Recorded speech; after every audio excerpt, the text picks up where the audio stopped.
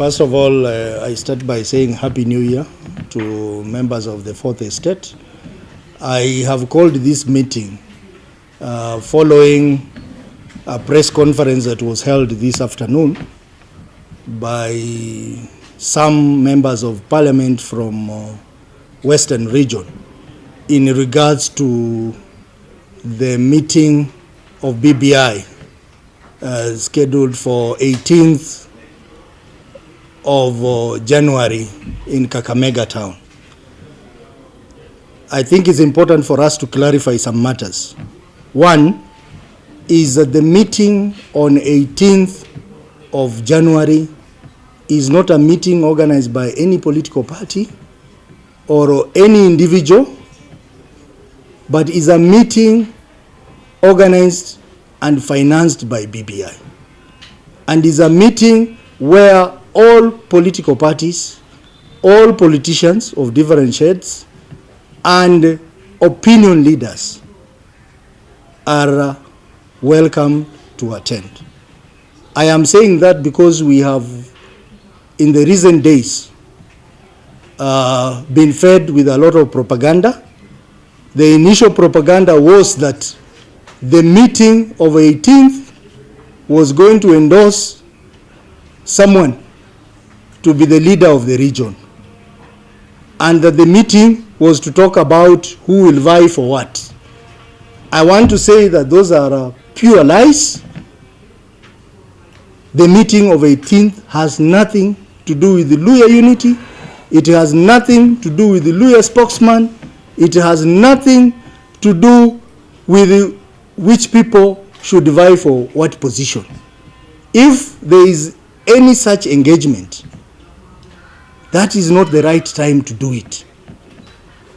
Secondly, today, a group of members of parliament have come up to say that they were not consulted or they have not been involved in the planning of the meeting of 18th.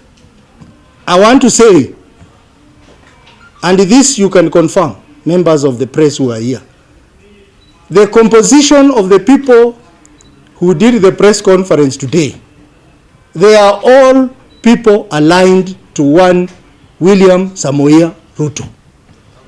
They are known to be Tanga people in the region, with a few ANC members who do not have any mandate to give a position on this issue.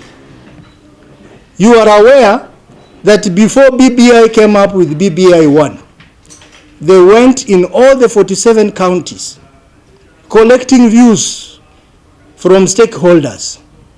I want to confirm to you that none of the people who attended today's press conference participated in any of the meetings convened by BBI then. I was in Vihiga County, where I come from, and I was the only member of parliament who presented my proposal to BBI. Some of the members who attended this press conference from Vihiga, none of them appeared. Kakamega County, when the BBI committee went there, Honorable Washali was not there. Bungoma County, when the BBI committee went there, Waluke, Didmas Baraza, and the others were not there. So if they are threatening that they are not going to attend the meeting on the 18th, we are telling them, leave those who are ready to attend to attend. If you want to stay out the same way you decided to stay out during the BBI 1. But you are not going to blackmail the people. We have a lot of issues we want to interrogate as a region. One is economic inclusion. We want to talk about economic inclusion. How come our industries have died? Mumias Sugar Company, Pan Paper, Mudete, and others. Those are issues we want to canvass in that document. Right now, we have over 5,000 people who are going to be evicted from Kakamega Forest. because the government has not given them land title deeds. They were resettled in Kakamega Forest to create room for the development of the Vihiga district headquarters, for the development of Mudete Tea Factory, for the development of Vokoli girls.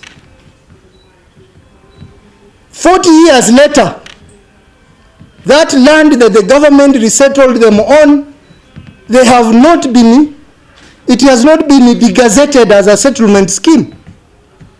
So we have issues we want to interrogate in that BBI. When we talk about inclusion, when we talk about historical injustice, we cannot have a few individuals who do not believe in the BBI process to come and dictate to us how the region should engage.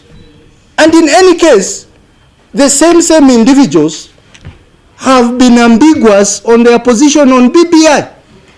You remember very well that before BBI 1 was released, they came out to tell us that they were going to oppose BBI, even before they read the contents of the BBI. After the report was released, when we said that this document belongs to the people, it should go to the people, again they came up with an argument that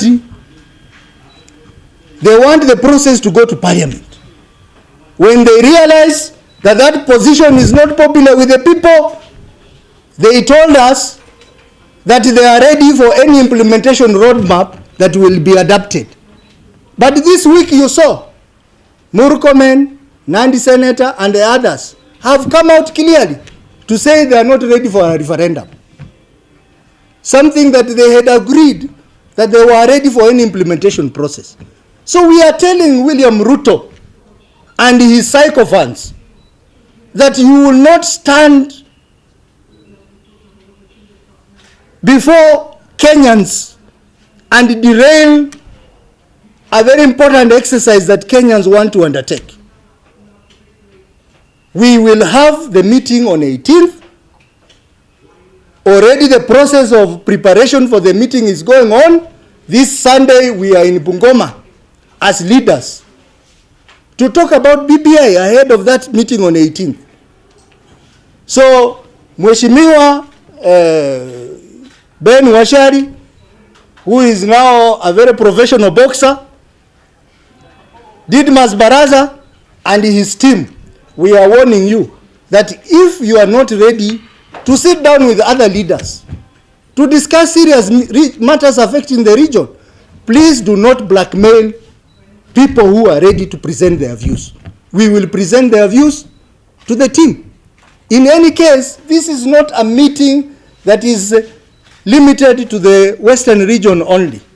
You are aware on the 10th, which is this Friday, we are going to have a similar meeting in Kisii County, then Kakamega County. Then all the regions are going to be involved. It's not about ODM party.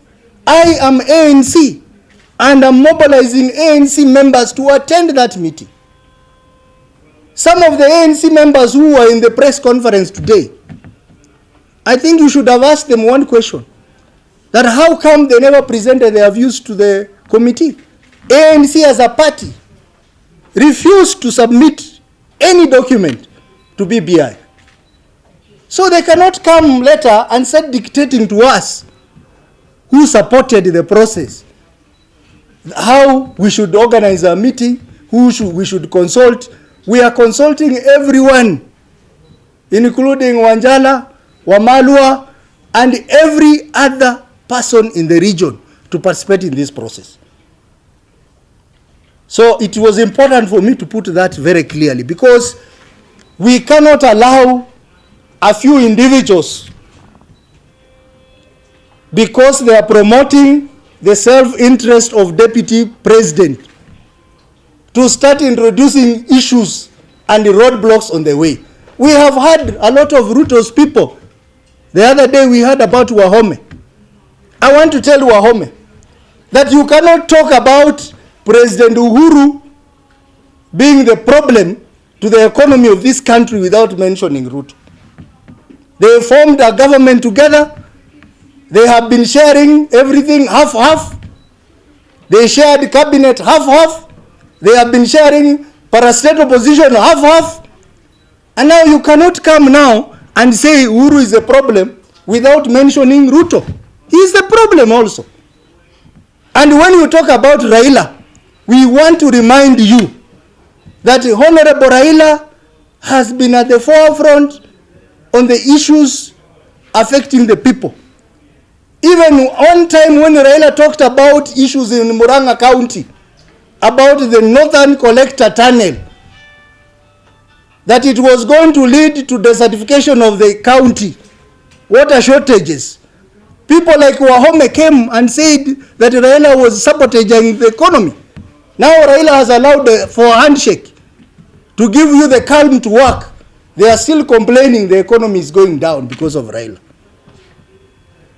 Mr. Ruto, this year we expect you to focus on working with President Uhuru to develop this country, to improve the economy, and not sending your people to derail every single program the government has, including BBI.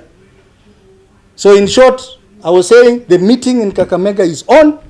I have talked to a number of members of parliament who are out of town. They would have been here with me, and they have given me the mandate to talk to you and tell you that Tanga people in Western cannot stop us from having our meeting. We will have the most successful meeting, and we will interrogate our issues in BBI, whether they like it or not. We cannot be stopped by a few selfish individuals pursuing the interest of one man who is hungry for power. Thank you very much.